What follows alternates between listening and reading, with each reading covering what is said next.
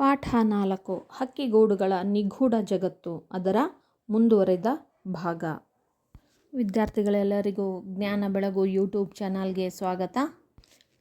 Last ವಿಡಿಯೋದಲ್ಲಿ ನೀವು ಹಕ್ಕಿಗೂಡುಗಳ ನಿಗೂಢ ಜಗತ್ತು, ಅದರ ಕೃತಿಕಾರರ ಪರಿಚಯ, ಪಾಠ ಪ್ರವೇಶ ಮತ್ತು ಜೀವಿಗಳು, ಜೀವಿಗಳ ವಿಕಾಸ, ಸಂತಾನೋತ್ಪತ್ತಿ, ವಾಸಸ್ಥಾನ ಇವುಗಳ ಬಗ್ಗೆ ತಿಳ್ಕೊಂಡಿದ್ದೀರಿ. ಇವತ್ತು ಪಾಠದ ಮುಂದುವರೆದ ಭಾಗವನ್ನು ತಿಳಿಯೋಣ. ಅದಕ್ಕಿಂತ ಮುಂಚೆ ವಿದ್ಯಾರ್ಥಿಗಳು ಮತ್ತು ವೀಕ್ಷಕರು ಎಲ್ಲರೂ ನನ್ನ ವಿಡಿಯೋಗಳನ್ನು ನೋಡ್ತಾ ಇದ್ದೀರಾ, ಕಮೆಂಟ್ ಮಾಡ್ತಾ ಇದ್ದೀರಾ, ಲೈಕ್ ಮಾಡ್ತಾ ಇದ್ದೀರಾ, ನನಗೆ ಸ್ಫೂರ್ತಿ ತುಂಬ್ತಾ ಇದ್ದೀರಾ. ಅದಕ್ಕೋಸ್ಕರ ನಾನು ಧನ್ಯವಾದಗಳನ್ನು ತಿಳಿಸ್ತಾ ಇದ್ದೀನಿ. ಹಕ್ಕಿಗೂಡುಗಳ ನಿಗೂಢ ಜಗತ್ತು, ಕೃತಿಕಾರರು ಕೆ. ಪುಟ್ಟಸ್ವಾಮಿ, ಕೃಪಾಕರ ಮತ್ತು ಸೇನಾನಿ. ಈ ಪಾಠದ ಮುಂದುವರೆದ ಭಾಗ. ಹಕ್ಕಿಗೂಡಿನಲ್ಲಿ ನೋವಿದೆ, ನಲಿವಿದೆ, ಆಕ್ರಂದನವಿದೆ, ಸಂತಸದ ದನಿಯಿದೆ, ಕಾವು ಗುಟುಕು ಪಡೆದು ಜೀವ ಕಣ್ತೆರವ ಸೃಷ್ಟಿಯ ಅಚ್ಚರಿಯಿದೆ, ಶತ್ರುಗಳ ಬೇಟೆಗೆ ಅಥವಾ ನೈಸರ್ಗಿಕ ವಿಕೋಪಕ್ಕೆ ತುತ್ತಾಗುವ ದಾರುಣವಿದೆ. ಈ ಅವಘಡಗಳನ್ನು ಎದುರಿಸಿ ಬದುಕುವ ಸಾಹಸಗಾಥೆ ಅಲ್ಲಿ ಕಾಣುತ್ತದೆ. ಕಲಾವಿದನ ಸ್ವೋಪಜ್ಞತೆ, ವಿಜ್ಞಾನಿಯ ತಂತ್ರಜ್ಞಾನ ಅಲ್ಲಿ ಸಮನ್ವಯಗೊಂಡಿದೆ. ಸಂತೋಷ, ದುಃಖ, ನೋವು, ನಲಿವು ಕೇವಲ ಮನುಷ್ಯನ ಜೀವನದಲ್ಲಿ ಮಾತ್ರ ಅಲ್ಲ, ಇದು ಪ್ರಾಣಿ, ಪಕ್ಷಿ, ಗಿಡ, ಮರ ಪ್ರತಿಯೊಂದು ಜೀವಿಗಳಲ್ಲೂ ಕೂಡ ಕಂಡುಬರ್ತಾ ಇದೆ. ನಾವು ಜೋರಾಗಿ ಹೇಳಿಕೊಂಡು ವ್ಯಕ್ತಪಡಿಸಿ ನಾವು ನೋವನ್ನು ಎಕ್ಸ್ಪ್ರೆಸ್ ಮಾಡ್ತೀವಿ. ಇದು ಮನುಷ್ಯನ ರೀತಿಯಾದರೆ ಪ್ರಾಣಿ, ಪಕ್ಷಿ, ಗಿಡ, ಮರಗಳು ಪಾಪ ಅವಕ್ಕೆ ಮಾತಾಡೋದಕ್ಕೆ ಬರೋದಿಲ್ಲ. ತಮ್ಮದೇ ಆಗಿರುವಂತಹ ರೀತಿಯಲ್ಲಿ ತಮ್ಮ ಭಾವನೆಗಳನ್ನು, ಸಂತೋಷ, ನೋವು, ಕೂಗಾಟ, ಚೀರಾಟದ ಮೂಲಕ ತಮ್ಮ ಭಾವನೆಗಳನ್ನು ವ್ಯಕ್ತಪಡಿಸ್ತಾ ಇದ್ದವು. ಈ ಪ್ರಾಣಿ, ಪಕ್ಷಿ, ಗಿಡ, ಮರಗಳಿಗೆ ನೋವು ಕೊಡ್ತಕ್ಕಂಥವನು ಮನುಷ್ಯನೇ ಆಗಿದ್ದಾನೆ. ಹಕ್ಕಿಗೂಡಿನಲ್ಲೂ ಕೂಡ ನೋವನ್ನು ಕಾಣ್ತಾ ಇದ್ದೀವಿ, ಸಂತೋಷವೂ ಕೂಡ ಇದೆ. ಹಾಗೆ ಕೂಗಾಟ, ಚೀರಾಟ, ಹಾರಾಟ ಈ ಎಲ್ಲವುಗಳನ್ನು ಹಕ್ಕಿಗಳ ಜಗತ್ತಿನಲ್ಲಿ ನಾವು ಕಾಣ್ತಾ ಇದ್ದೀವಿ. ಹಕ್ಕಿಗಳು ಮೊಟ್ಟೆ ಇಡುವ ಸಂದರ್ಭದಲ್ಲಿ ಗೂಡನ್ನು ಕಟ್ಟುತ್ತವೆ. ಮೊಟ್ಟೆಯನ್ನು ಇಟ್ಟು ಅದಕ್ಕೆ ಕಾವನ್ನು ಕೊಡುತ್ತವೆ. ನಂತರ ಮೊಟ್ಟೆಯಿಂದ ಅಲ್ಲಿ ಮರಿ ಹಕ್ಕಿ ಹೊರ ಬರುತ್ತೆ. ಇಂತಹ ಅಚ್ಚರಿ ಕೂಡ ಗೂಡಿನಲ್ಲಿ ಸಂಭವಿಸುತ್ತೆ. ಈ ಹಕ್ಕಿಗೂಡು, ಮೊಟ್ಟೆ, ಮರಿ ಹಕ್ಕಿ ಯಾವಾಗ ಪ್ರಕೃತಿ ವಿಕೋಪಕ್ಕೆ, ಗಾಳಿ, ಮಳೆ, ಹಾಗೆಯೇ ಶತ್ರುಗಳ ಕಣ್ಣಿಗೆ ಬಿದ್ದು ಯಾವಾಗ ಅದು ಶತ್ರುಗಳ ಬೇಟೆಗೆ ತುತ್ತಾಗುತ್ತೆ ಗೊತ್ತಿಲ್ಲ. ಅಂತಹ ದಾರುಣ ಕಥೆಯನ್ನು ಕೂಡ ಈ ಗೂಡಿನಲ್ಲಿ ಕಾಣ್ತಾ ಇದ್ವಿ. ಒಟ್ಟಾರೆಯಾಗಿ ಎಲ್ಲ ಅವಘಡ, ಎಲ್ಲ ತೊಂದರೆ, ಎಲ್ಲ ಸಮಸ್ಯೆಗಳನ್ನು ಎದುರಿಸುವಂತಹ ಕಥೆಯನ್ನು, ಸಾಹಸದ ಕಥೆಯನ್ನು ನಾವು ಹಕ್ಕಿಗೂಡಿನಲ್ಲಿ ಕಾಣ್ತಾ ಇದ್ದೀವಿ. ಹಾಗೆ ಹಕ್ಕಿಗೂಡಿನಲ್ಲಿ ಕಲಾವಿದನ ಸ್ವೋಪಜ್ಞತೆ, ವಿಜ್ಞಾನಿಯ ತಂತ್ರಜ್ಞಾನ ಸಮನ್ವಯಗೊಂಡಿದೆ. ಅಂದರೆ ವಿಜ್ಞಾನದಲ್ಲಿ ತಂತ್ರಜ್ಞಾನ ಹೇಗೆ ಇದೆಯೋ, ಕಲಾವಿದನಲ್ಲಿ ಸೃಜನಶೀಲತೆ, ಕಲೆ ಹೇಗಿದೆಯೋ ಹಾಗೆ ಹಕ್ಕಿಗಳಲ್ಲಿ ಕೂಡ, ಹಕ್ಕಿಗಳು ಗೂಡನ್ನು ಕೂಡ ಒಂದು ತಂತ್ರಜ್ಞಾನ, ಕಲೆಯ ಮೂಲಕ, ಸೃಜನಶೀಲತೆಯ ಮೂಲಕ ನಿರ್ಮಾಣ ಮಾಡ್ತಾವು. ಹುಟ್ಟಿದ ಮಕ್ಕಳಿಗೆ ಬದುಕಿನ ಪಾಠ ಹೇಳುವ ಶಾಲೆ ಅದು. ನಿರ್ಜೀವ ವಸ್ತುವಿನಂತೆ ಕಾಣುವ ಮೊಟ್ಟೆಗೆ ಕೇವಲ ಸ್ಪರ್ಶದಿಂದಲೇ ಜೀವ ಕೊಡುವ ಹಕ್ಕಿ, ಅಸ್ಪೃಶ್ಯತೆ ಆಚರಿಸುವ ಮನುಷ್ಯನಿಗೆ ಸ್ಪರ್ಶ ಸಂಜೀವಿನಿಯ ಪಾಠ ಹೇಳುತ್ತದೆ. ತಾಯಿ ಮಕ್ಕಳ ಕೌಟುಂಬಿಕ ಐಕ್ಯಮತ್ಯಕ್ಕೂ ಗೂಡು ಇಂಬಾಗುತ್ತದೆ. ಹಕ್ಕಿಗೂಡಿನಲ್ಲಿ ತಾಯಿ ಹಕ್ಕಿ ತನ್ನ ಮರಿಗೆ ಪಾಠ ಹೇಳಿಕೊಡುತ್ತೆ. ಹೆಂಗೆ ತಿನ್ನಬೇಕು, ಹೆಂಗೆ ಹಾರಬೇಕು, ಶತ್ರುಗಳಿಂದ ಹೇಗೆಲ್ಲ ರಕ್ಷಣೆ ಮಾಡ್ಕೋಬೇಕು, ಗೂಡನ್ನು ಹೇಗೆ ಕಟ್ಟಬೇಕು, ಎಲ್ಲ ರೀತಿಯ ಪಾಠವನ್ನು ಹೇಳಿಕೊಡುತ್ತೆ.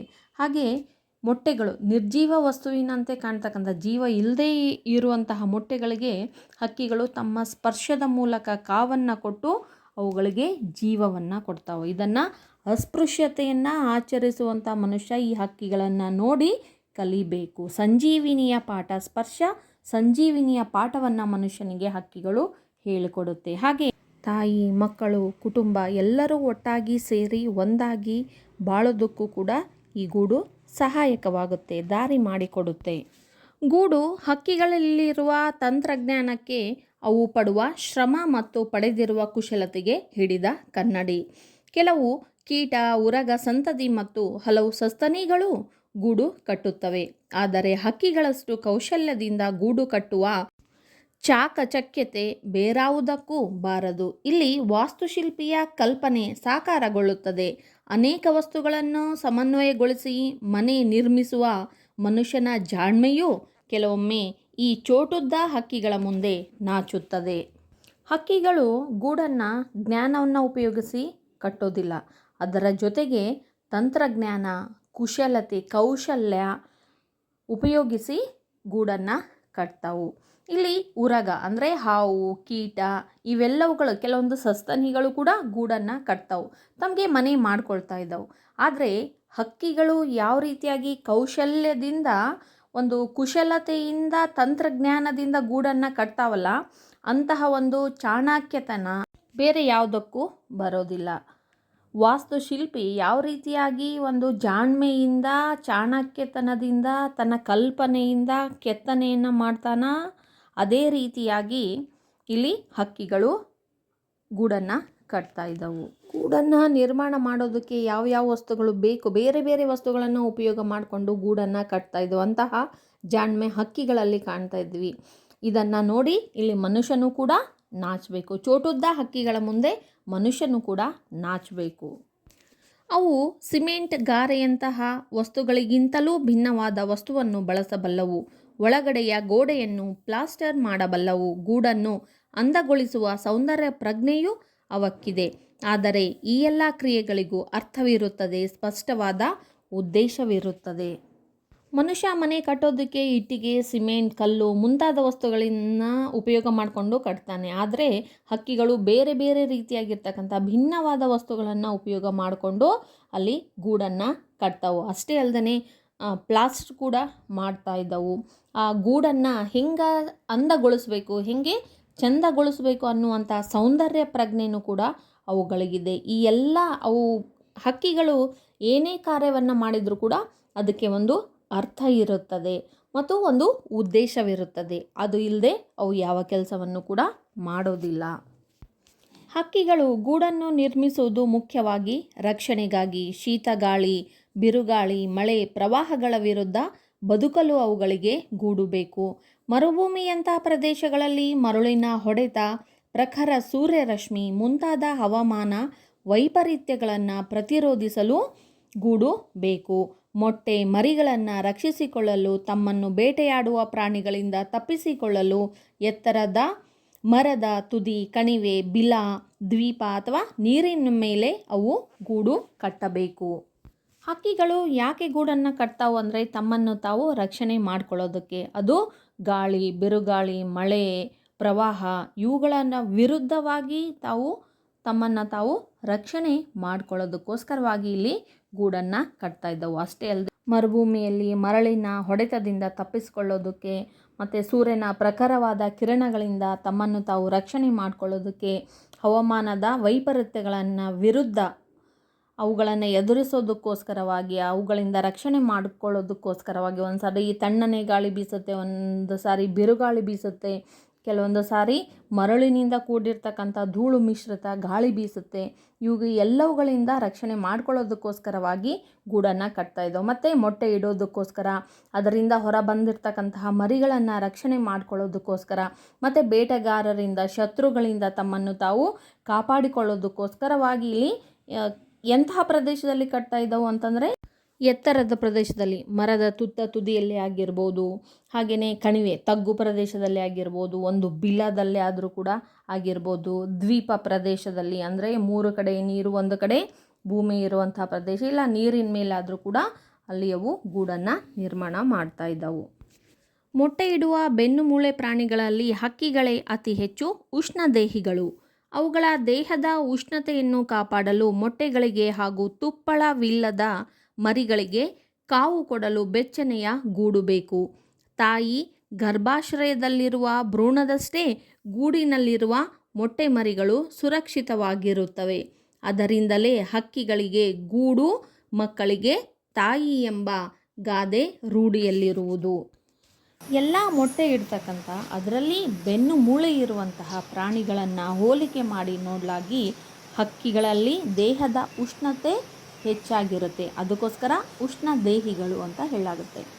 ಅಲ್ಲಿ ತಮ್ಮ ದೇಹದ ಉಷ್ಣತೆಯನ್ನು ಕಾಪಾಡೋದಕ್ಕೋಸ್ಕರವಾಗಿ ಮೊಟ್ಟೆಗಳಿಗೆ ಕಾವು ಕೊಡ್ತಾವೆ ಮತ್ತು ಮರಿಗಳಿಗೆ ಆಗ ತಾನೇ ಹುಟ್ಟಿರ್ತಕ್ಕಂಥ ತುಪ್ಪಳವಿಲ್ಲದ, ಅಂದರೆ ಇಲ್ಲಿ ಕೂದಲುಗಳಿಲ್ಲದ ಅಥವಾ ಗರಿಗಳಿಲ್ಲದ ಆಗ ತಾನೇ ಹುಟ್ಟಿರ್ತಕ್ಕಂತಹ ಮರಿಗಳಿಗೇನೋ ಗರಿಗಳು ಇರೋದಿಲ್ಲ, ಅಂತಹ ಮರಿಗಳಿಗೂ ಕೂಡ ಏನಿಲ್ಲಿ ಕಾವನ್ನು ಕೊಡ್ತಾವು.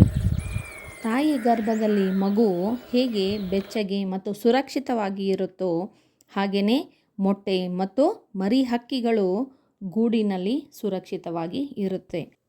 ಹಕ್ಕಿಗಳಿಗೆ ಗೂಡು, ಮಕ್ಕಳಿಗೆ ತಾಯಿ. ಅಂದರೆ ಮಕ್ಕಳಿಗೆ ತಾಯಿ ಹೇಗೋ ಮಕ್ಕಳನ್ನು ಹೇಗೆ ರಕ್ಷಣೆ ಮಾಡ್ತಾಳೋ ಹಾಗೆ ಗೂಡು ಹಕ್ಕಿಗಳನ್ನು ರಕ್ಷಣೆ ಮಾಡುತ್ತೆ.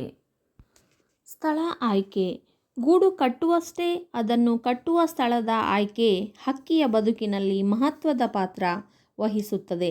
ನಭದಲ್ಲಿ ಹಾರಿ ಪರ್ವತಗಳನ್ನು ಏರಿ ಸಾಗರ ದ್ವೀಪಗಳನ್ನು ದಾಟುವ ಹಕ್ಕಿಗಳು ತಮಗಿರುವ ಅಪೂರ್ವ ಹಾರಾಟದ ಶಕ್ತಿಯಿಂದ ಎಲ್ಲೆಂದರಲ್ಲಿ ಗೂಡು ನಿರ್ಮಿಸಬಹುದಾದ ಅನಂತ ಅವಕಾಶಗಳನ್ನು ಪಡೆದಿವೆ. ಸಾಗರದ ದ್ವೀಪ, ಗಿರಿ ಶಿಖರದ ನೆತ್ತಿ, ಮನುಷ್ಯ ನುಸುಳಲಾರದ ನಿಬಿಡ ವನಶ್ರೇಣಿ, ಸೂರ್ಯನ ಬೆಳಕಿಗೂ ಪ್ರವೇಶ ನಿರಾಕರಿಸುವ ಕಗ್ಗತ್ತಲ ಕಣಿವೆ, ರಕ್ತ ಹೆಪ್ಪುಗಟ್ಟಿಸುವ ಶೀತಲ ಧ್ರುವ ಪ್ರದೇಶ, ಹೀಗೆ ಎಲ್ಲೆಲ್ಲೂ ಅವು ಗೂಡು ಕಟ್ಟಬಲ್ಲವು. ಈ ವಿಚಾರದಲ್ಲಿ ಮಾತ್ರ ಹಕ್ಕಿಯನ್ನು ಬೇರೆ ಯಾವ ಸಂಕುಲವೂ ಮೀರಿಸಲಾರದು. ಗೂಡು ಕಟ್ಟೋದು ಅಷ್ಟೇ ಅಲ್ಲ, ಕಟ್ಟುವಂತಹ ಸ್ಥಳನೂ ಕೂಡ ಮುಖ್ಯ ಆಗಿರುತ್ತೆ. ರಕ್ಷಣಾತ್ಮಕವಾಗಿರ್ತಕ್ಕಂಥ ಸ್ಥಳ, ಯಾರ ಕಣ್ಣಿಗೂ ಕಾಣ್ದನೆ ಕಗ್ಗತ್ತಲಿನ ಪ್ರದೇಶ, ಅತ್ಯಂತ ಶೀತಲವಾಗಿರ್ತಕ್ಕಂಥ ಪ್ರದೇಶ, ಎತ್ತರದ ಪ್ರದೇಶ, ಆದಷ್ಟು ಪ್ರಾಣಿ ಮನುಷ್ಯನಿಗೆ ನಿಲುಕದೇ ಇರುವಂತಹ ಒಂದು ರಕ್ಷಣಾತ್ಮಕವಾದಂಥ ಪ್ರದೇಶದಲ್ಲಿ ಗೂಡನ್ನು ಕಟ್ತಾ ಇದ್ದವು. ನೋಡಿ, ಪಕ್ಷಿಗಳಿಗೆ ಎಷ್ಟು 1000 ಕಿಲೋಮೀಟರಷ್ಟು ಕೂಡ ದೂರ ಹಾರಬಲ್ಲುವಂತಹ, ನಭದಲ್ಲಿ ಹಾರಿ, ಆಕಾಶದಲ್ಲಿ ಹಾರಿ, ಪರ್ವತಗಳನ್ನೆಲ್ಲ ಏರಿ ದಾಟಿ, ಸಾಗರ ದ್ವೀಪ ಎಲ್ಲವುಗಳನ್ನು ದಾಟಿ ಅಪೂರ್ವ ಹಾರಾಟ ಶಕ್ತಿಯಿಂದ ಅಷ್ಟೊಂದು ಕೆಪ್ಯಾಸಿಟಿ, ಎಷ್ಟು 1000 ಕಿಲೋಮೀಟರ್ವರೆಗೆ ಗಿರಿ ಶಿಖರಗಳನ್ನು ದಾಟಬಲ್ಲುವಂತಹ, ಏರಬಲ್ಲುವಂತಹ, ದ್ವೀಪಗಳನ್ನು ದಾಟುವಂತಹ ಶಕ್ತಿ ಎಲ್ಲಿ ಬೇಕಾದರಲ್ಲಿ ಎಂತಹ ಪ್ರದೇಶದಲ್ಲಾದರೂ ಕೂಡ ಗೂಡನ್ನು ನಿರ್ಮಿಸಬಹುದಾದಂತಹ ಅವಕಾಶ ಇರೋದು ಕೇವಲ ಹಕ್ಕಿಗಳಿಗೆ ಮಾತ್ರ. ಸಾಗರದ ದ್ವೀಪ ಆಗಿರ್ಬೋದು ಅಥವಾ ಗಿರಿ ಶಿಖರ ಪರ್ವತಗಳ ತುತ್ತ ತುದಿ ನೆತ್ತಿಯಲ್ಲಿ ಮನುಷ್ಯನೂ ಹೋಗೋಕ್ಕೆ ಆಗದೇ ಇರುವಂತಹ, ಯಾರೂ ಇಲ್ಲದೇ ಇರುವಂತಹ ಸ್ಥಳದಲ್ಲಿ, ಮತ್ತು ಸೂರ್ಯನ ಕಿರಣನೂ ಕೂಡ ಬೀಳೋದಕ್ಕೆ ಆಗಿರೋದಿಲ್ಲ ಅಂತಹ ಒಂದು ಕಗ್ಗತ್ತಲಿನ ಕಣಿವೆ, ತಗ್ಗು ಪ್ರದೇಶದಲ್ಲಿ ರಕ್ತ ಹೆಪ್ಪುಗಟ್ಟಂತಹ ಚಳಿ ಇರುತ್ತೆ. ಶೀತಲ ಪ್ರದೇಶದಲ್ಲೂ ಕೂಡ ಏನು ಮಾಡ್ತಾ ಇದ್ದವು, ಇವು ಗೂಡನ್ನು ಕಟ್ತಾ ಇದ್ದವು. ಹೀಗೆ ಎಲ್ಲಿ ಬೇಕಲ್ಲೂ ಗೂಡನ್ನು ಕಟ್ಟುವಂಥ ಕೆಪ್ಯಾಸಿಟಿ ಮತ್ತು ಅವಕಾಶ ಹಕ್ಕಿಗಳಿಗೆ ಇದೆ. ಈ ವಿಚಾರದಲ್ಲಿ ಹಕ್ಕಿಯನ್ನು ಮೀರಿಸೋದಕ್ಕೆ ಯಾವ ಒಂದು ಜೀವಿ, ಪ್ರಾಣಿ ಅವುಗಳಿಂದ ಸಾಧ್ಯ ಇಲ್ಲ. ಹಕ್ಕಿಗಳ ಹಾರಾಟ ಶಕ್ತಿ ಗೂಡು ಕಟ್ಟುವ ಅನಂತ ಸಾಧ್ಯತೆಗಳನ್ನು ಸೃಷ್ಟಿಸಿದರೂ ಹಲವು ಬಾರಿ ಹಕ್ಕಿಯ ದೇಹ ಸ್ವರೂಪ, ಪರಿಸರದ ವೈಲಕ್ಷಣ್ಯಗಳು, ಬಲಿ ಬೇಟೆ ಸಂಬಂಧಗಳು ಅದರ ಸಾಮರ್ಥ್ಯಕ್ಕೆ ಮಿತಿಯೊಡ್ಡುತ್ತವೆ. ಹಕ್ಕಿಯು ಹೊಂದಿಕೊಂಡಿರುವ ಪರಿಸರ ಬದಲಾದಾಗಲೂ ಅವು ದಿಕ್ಕು ತಪ್ಪುತ್ತವೆ. ಹಕ್ಕಿಗೆ ಎಷ್ಟು ದೂರ, ಎಷ್ಟು 1000 ಕಿಲೋಮೀಟರ್ವರೆಗಾದರೂ ದೂರ ಹಾರಿ ಎತ್ತರದ ಪ್ರದೇಶದಲ್ಲಿ ಆದರೂ ಕೂಡ ಗೂಡನ್ನು ಸೃಷ್ಟಿಸುವ ಅವಕಾಶ ಹಕ್ಕಿಗೆ ಇದೆ. ಅಂದರೆ ಇವಕ್ಕೆ ಯಾವ ತೊಂದರೆ, ಯಾವ ಸಮಸ್ಯೆ, ಯಾವ ಇತಿಮಿತಿ ಇಲ್ಲ ಅಂತಂದರೆ ಇವುಗಳಿಗೆ ಇತಿಮಿತಿ ಇದೆ. ಅವುಗಳ ದೇಹದ ಸ್ವರೂಪ ಎಲ್ಲ ಪರಿಸರಕ್ಕೂ ದೇಹ ಅಲ್ಲಿ ಸ್ಪಂದಿಸೋದಿಲ್ಲ.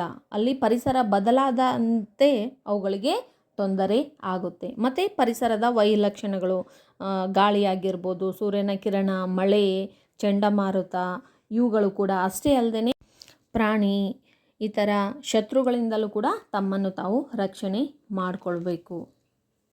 ಇಂತಹ ತೊಂದರೆಗಳಿಂದ, ಸಮಸ್ಯೆಗಳಿಂದ ಅವುಗಳ ಜೀವನ ಅಸ್ತವ್ಯಸ್ತ ಆಗಿ ಹೋಗುತ್ತೆ. ಇಷ್ಟೆಲ್ಲ ಬದಲಾವಣೆಗಳಿಗೆ ಅವು ಸಮರ್ಥವಾಗಿ ಹೊಂದಿಕೊಳ್ಳುತ್ತವೆ. ಕೆಲವು ಹಕ್ಕಿಗಳು ಮನುಷ್ಯರಿರುವ ಕೇರಿಗಳಲ್ಲಿ ವಾಹನ ಸಂಚಾರ ಹೆಚ್ಚಿರುವ ಸ್ಥಳಗಳನ್ನೇ ಆಯ್ದುಕೊಳ್ಳುತ್ತವೆ. ಹಕ್ಕಿಗಳ ನೆಲೆಯನ್ನು ಅನೇಕ ಕಡೆ ಆಕ್ರಮಿಸಿಕೊಂಡ ನಂತರ ಹಲವಾರು ಹಕ್ಕಿಗಳು ಹೊಸ ಪರಿಸರಕ್ಕೆ ತಟ್ಟನೆ ಹೊಂದಿಕೊಂಡವು. ಹಾಗಾಗಿ ನಾವೀಗ ಟ್ರಾನ್ಸ್ಫಾರ್ಮರ್ ಬಳಿ ಮೀಟರ್ ಪೆಟ್ಟಿಗೆಯಲ್ಲಿ ಅಷ್ಟೇ ಏಕೆ ವಿದ್ಯುತ್ ತಂತಿಗಳಲ್ಲಿ ತೂಗಾಡುವ ಗೂಡುಗಳನ್ನು ಕಾಣುತ್ತಿದ್ದೇವೆ. ಈ ಜನಸಂಖ್ಯೆ ಬೆಳೀತಾ ಕಾಡು ಬೆಟ್ಟ ಗುಡ್ಡ ಎಲ್ಲ ನಾಶ ಆಗಿ ಪಕ್ಷಿಗಳಿಗೆ ಪ್ರಾಣಿಗಳಿಗೆ ಮನೆಯೇ ಇಲ್ಲದ ಹಾಗಾಗಿದೆ. ಅದಕ್ಕೋಸ್ಕರ ಪಕ್ಷಿಗಳು ಮನುಷ್ಯ ಇರುವಂತಹ ಪ್ರದೇಶದಲ್ಲಿನೇ ತಾವೇ ಹೊಂದ್ಕೊಂಡು ಅಲ್ಲೇ ಗೂಡನ್ನು ಕಟ್ತಾ ಇದ್ದವು. ಮನುಷ್ಯ ಇರುವ ಹೊಸ ಪ್ರದೇಶಕ್ಕೆ ಹೊಂದ್ಕೊಂಡು ನಿಬಿಡ ಹೆಚ್ಚಿನ ಜನಸಂಚಾರ ಎಲ್ಲಿ ಇರುತ್ತೋ ಅಲ್ಲೇ ಆ ಸ್ಥಳದಲ್ಲಿನೇ ಗೂಡನ್ನು ಕಟ್ತಾ ಇದ್ದವು. ಅದು ಟ್ರಾನ್ಸ್ಫಾರ್ಮರ್ ಇರ್ಬೋದು, ಈ ಮೀಟರ್ ಪೆಟ್ಟಿಗೆ ಇರ್ಬೋದು, ಮನೆ ಮೇಲೆ ಇರ್ಬೋದು, ಹಾಗೆಯೇ ವಿದ್ಯುತ್ ತಂತಿಗಳಲ್ಲಿನೂ ಕೂಡ ಅಲ್ಲಿ ಗೂಡನ್ನು ಕಟ್ಟಿರ್ತಾವೆ. ಅಲ್ಲಿ ವಿದ್ಯುತ್ ತಂತಿಗಳಿಗೆ ಅಲ್ಲಿ ಗೂಡು ಕೂಡ ನೇತಾಡ್ತಾ ಇರುತ್ತೆ. ಹೀಗೆ ಅವುಗಳಿಗೆ ಹೊಂದಾಣಿಕೆ ಶಕ್ತಿನೂ ಕೂಡ ಇದೆ. ಅಲಂಕಾರ ಪ್ರಜ್ಞೆ. ಗೂಡಿನ ಒಳಭಾಗದಲ್ಲಿ ಶುಚಿತ್ವಕ್ಕೆ ಹಕ್ಕಿಗಳು ಹೆಚ್ಚು ಮಹತ್ವ ನೀಡುತ್ತವೆ. ಗೂಡು ಎದ್ದು ಕಾಣದ ರೀತಿಯಲ್ಲಿ ರಚಿಸುತ್ತವೆ. ಕೆಲವು ಹಕ್ಕಿಗಳಿಗೆ ವಿಪರೀತ ಅಲಂಕಾರ ಪ್ರಜ್ಞೆ ಇದೆ. ಅವು ವರ್ಣಮಯ ಹೂದಳವನ್ನು ಅಥವಾ ಹೊಳೆವ ಕಲ್ಲುಗಳನ್ನು ಹೆಕ್ಕಿ ತಂದು ಹೊರಮೈಗೆ ಅಂಟಿಸುತ್ತವೆ. ಕೆಲವು ಹದ್ದುಗಳಂತೂ ಬಣ್ಣದ ಗಾಜಿನ ಚೂರು, ಬಟ್ಟೆಯ ಚಿಂದಿ ಮುಂತಾದವುಗಳನ್ನು ಗೂಡಿಗೆ ತರುತ್ತವೆ. ಅಮೆರಿಕದಲ್ಲಿ ಗ್ಯಾನೆಟ್ ಎಂಬ ಕಡಲ ಹಕ್ಕಿ ಗಾಲ್ಫ್ ಚೆಂಡು, ನೀಲಿ ಸೀಸೆಯ ಚೂರು, ಈರುಳ್ಳಿ ಸಿಪ್ಪೆ ಮತ್ತು ಸಣ್ಣ ಬೊಂಬೆಯೊಂದನ್ನು ತಂದು ಗೂಡನ್ನು ಅಲಂಕರಿಸಿದ್ದು 1942ರಷ್ಟು ಹಿಂದೆಯೇ ವರದಿಯಾಗಿತ್ತು. ಹಕ್ಕಿಗಳಿಗೆ ಅಲಂಕಾರ ಪ್ರಜ್ಞೆನೂ ಕೂಡ ಇದೆ. ಅಂದರೆ ಹೆಂಗಿದ್ರೆ ಹೆಂಗೆ ಚೆಂದ ಕಾಣುತ್ತಾ ಅನ್ನೋದು ಒಂದು ಜ್ಞಾನ ತಿಳುವಳಿಕೆ ಇದೆ. ಅವು ಗೂಡಿನ ಒಳಭಾಗದಲ್ಲಿ ತಮ್ಮ ಮನೆಯನ್ನು ಸ್ವಚ್ಛವಾಗಿ ಇಟ್ಕೊಂಡಿರುತ್ತೆ. ಆಗ ಹೊರಗಿನ ಗೂಡು ಎದ್ದು ಕಾಣದಂತೆಯೂ ಅವು ಆ ರೀತಿಯಾಗಿ ನಿರ್ಮಾಣ ಮಾಡಿರ್ತಾವೆ. ಕೆಲವೊಂದು ಹಕ್ಕಿಗಳಿಗಂತೂ ವಿಪರೀತವಾಗಿ ಹೆಚ್ಚಿನ ರೀತಿಯಾದಂಥ ಅಲಂಕಾರಿಕ ಪ್ರಜ್ಞೆ ಇದೆ. ಅಂದರೆ ಅವು ಬೇರೆ ಬೇರೆ ಕಲರ್ ಆಗಿರ್ತಕ್ಕಂಥ ಬಣ್ಣಮಯವಾದಂತಹ ಹೂವಿನ ಪಕಳಿ ದಳವನ್ನು ತಂದು, ಇಲ್ಲ ಒಂದು ಹೊಳೆಯುವಂತಹ ಮಿನುಗುವಂತಹ ಕಲ್ಲು, ಆಕರ್ಷಣೆ ಹೊಂದಿರುವಂತಹ ಕಲ್ಲನ್ನು ತಂದು ಹೆಕ್ಕೋದು ಅಂತಂದರೆ ಇಲ್ಲಿ ಆರಿಸಿ ತಂದು ಆ ಗೂಡಿನ ಹೊರಭಾಗದಲ್ಲಿ ಅಂಟಿಸ್ತಾವು. ಮತ್ತು ಕೆಲವು ಹದ್ದುಗಳು ಅವು ಬಣ್ಣದ ಕಾಜಿನ ಚೂರುಗಳು ಬಣ್ಣದ್ದು ಕಲರ್ ಇರ್ತಾವಲ್ಲ ಅಂಥವುಗಳನ್ನು ತರ್ತಾವು. ಚಿಂದಿ ಸಣ್ಣ ಸಣ್ಣ ಬಟ್ಟೆ ತುಂಡುಗಳನ್ನು ಚಿಂದಿ ಬಟ್ಟೆಗಳನ್ನು ಅವುಗಳನ್ನು ತಂದು ಗೂಡಿಗೆ ಹಾಕಿ ಗೂಡನ್ನು ನಿರ್ಮಾಣ ಮಾಡ್ತಾವು. ಇನ್ನು ಅಲಂಕಾರಿಕ ಪ್ರಜ್ಞೆಯಲ್ಲಿ ಒಂದು ಅಮೇರಿಕದಲ್ಲಿ ಇರ್ತಕ್ಕಂಥ ಒಂದು ಗ್ಯಾನೆಟ್ ಎನ್ನುವಂತಹ ಕಡಲ ತೀರದಲ್ಲಿ ಇರುವಂಥ ಹಕ್ಕಿ.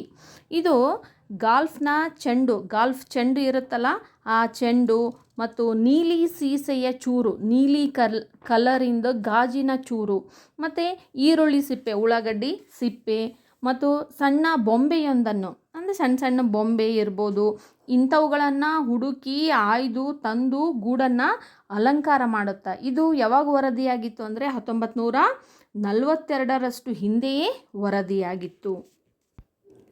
ನಮ್ಮ ಕಾಡುಗಳಲ್ಲಿನ ನೀಲಿ ಸಾಮ್ರಾಟ, ಬ್ಲ್ಯಾಕ್ ನೇಪ್ಡ್ ಬ್ಲೂ ಫ್ಲೈ ಕ್ಯಾಚರ್ ಮತ್ತು ಪ್ಯಾರಡೈಸ್ ಫ್ಲೈ ಕ್ಯಾಚರ್ ಅಂದರೆ ಸಗ್ಗದಕ್ಕಿ ತಮ್ಮ ಗೂಡನ್ನು ಬಹು ಸುಂದರವಾಗಿ ಅಲಂಕರಿಸುತ್ತವೆ.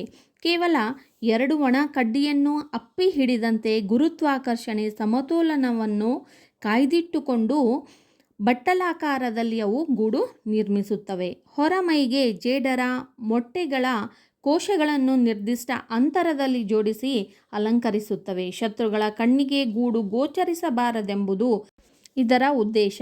ಆದರೆ ಈ ಗೂಡುಗಳು ಭದ್ರತೆ, ತಾಂತ್ರಿಕ ಪರಿಣಿತಿ ಮತ್ತು ಕಲಾತ್ಮಕ ಪ್ರಜ್ಞೆಯನ್ನು ಏಕಕಾಲಕ್ಕೆ ಅಭಿವ್ಯಕ್ತಿಸುತ್ತವೆ. ಕಾಡುಗಳಲ್ಲಿ ವಾಸ ಮಾಡುತ್ತಲ್ಲ ನೀಲಿ ಸಾಮ್ರಾಟ ಅಂದರೆ ಬ್ಲ್ಯಾಕ್ ನೇಪ್ಡ್ ಬ್ಲೂ ಫ್ಲೈ ಕ್ಯಾಚರ್, ಇನ್ನೊಂದು ಸಗ್ಗದ ಹಕ್ಕಿ ಅಂದರೆ ಪ್ಯಾರಡೈಸ್ ಫ್ಲೈ ಕ್ಯಾಚರ್. ಇವೂ ಕೂಡ ತಮ್ಮ ಗೂಡನ್ನು ಬಹು ಸುಂದರವಾಗಿ ಆಕರ್ಷಕವಾಗಿ ಇವು ಅಲಂಕಾರ ಮಾಡ್ತಾವು. ಕೇವಲ 2 ಒಣ ಕಡ್ಡಿಯನ್ನು ಹಿಡಿದು ಅಪ್ಪಿಕೊಂಡಂತೆ ಅದು ಕಾಣಿಸ್ತಾ ಇರುತ್ತೆ. ಅಲ್ಲಿ ಅವು ಗುರುತ್ವಾಕರ್ಷಣೆಯನ್ನು ಮತ್ತು ಸಮತೋಲನವನ್ನು ಅಲ್ಲಿ ಕಾಯ್ದಿರಿಸ್ಕೊಂಡು ಹೋಗ್ತಾ ಇದ್ದವು. ಆ ಗೂಡನ್ನು ಅವು ಬಟ್ಟಲಾಕಾರದಲ್ಲಿ ನಿರ್ಮಾಣ ಮಾಡಿರ್ತಾವು. ಮತ್ತು ಆ ಗೂಡಿನ ಹೊರಮೈಗೆ ಈ ಜೇಡರ ಹುಳುದು ಮೊಟ್ಟೆ ಇರುತ್ತಲ್ಲ ಆ ಶೆಲ್ಸ್ ಅಂದರೆ ಈ ಕೋಶಗಳನ್ನು ಅದು ನಿರ್ದಿಷ್ಟ ಅಂತರದಲ್ಲಿ ಕಲಾತ್ಮಕವಾಗಿ ನಿರ್ದಿಷ್ಟ ಅಂತರದಲ್ಲಿ ಅವುಗಳನ್ನು ಜೋಡಿಸಿ ಅಲಂಕರಿಸ್ತವೆ. ಯಾಕೆ ಅಂತಂದರೆ ಅದು ಹೊರಗಡೆಯಿಂದ ನೋಡಿದ ತಕ್ಷಣವೇ ಗೂಡು ಅಂತ ಅನಿಸಿರಬಾರ್ದು. ಇದು ಶತ್ರುಗಳಿಂದ ರಕ್ಷಣೆ ಮಾಡಿಕೊಳ್ಳೋದು ಇದರ ಉದ್ದೇಶವಾಗಿರುತ್ತೆ. ಅಂದರೆ ಈ ಗೂಡುಗಳು ಭದ್ರತೆಗೂ ಹೌದು, ಇಲ್ಲಿ ಆ ಗೂಡುಗಳಲ್ಲಿ ತಾಂತ್ರಿಕತೆಯೂ ಇರುತ್ತೆ. ಆ ಗೂಡುಗಳನ್ನು ಕಟ್ಟುವಂಥ ಪರಿಣಿತಿಯನ್ನು ಮತ್ತು ಕಲಾತ್ಮಕ ಪ್ರಜ್ಞೆಯನ್ನು ಈ ಗೂಡು ಎನ್ನುವಂಥದ್ದು, ಹಕ್ಕಿಗಳ ಗೂಡು ಏಕಕಾಲಕ್ಕೆ ಇದು ವ್ಯಕ್ತಪಡಿಸ್ತಾ ಇದೆ. ಒಟ್ಟಾರೆಯಾಗಿ ನಾವು ಈ ಹಕ್ಕಿಗಳಿಂದ ಒಂದು ಕೌಟುಂಬಿಕ ಭಾವನಾತ್ಮಕ ಒಗ್ಗಟ್ಟನ್ನು ಕಲಿತೀವಿ. ಜೊತೆಗೆ ಸೃಜನಶೀಲತೆ, ಕಲಾತ್ಮಕತೆ, ತಾಂತ್ರಿಕತೆ ಈ ಎಲ್ಲವನ್ನು ಕೂಡ ಪಕ್ಷಿಗಳಿಂದ ಕಲಿತಾ ಇದ್ದೀವಿ. ಇಲ್ಲಿಗೆ ಈ ಪಾಠ ಕಂಪ್ಲೀಟ್ ಆಯಿತು. ಮುಂದಿನ ಪಾಠದೊಂದಿಗೆ ಮತ್ತೆ ಭೇಟಿಯಾಗೋಣ. ಈವರೆಗೂ ಯಾರು ನನ್ನ ವಿಡಿಯೋನ ಸಬ್ಸ್ಕ್ರೈಬ್ ಮಾಡಿಲ್ಲ, ದಯವಿಟ್ಟು ಮಾಡಿ. ಧನ್ಯವಾದಗಳು.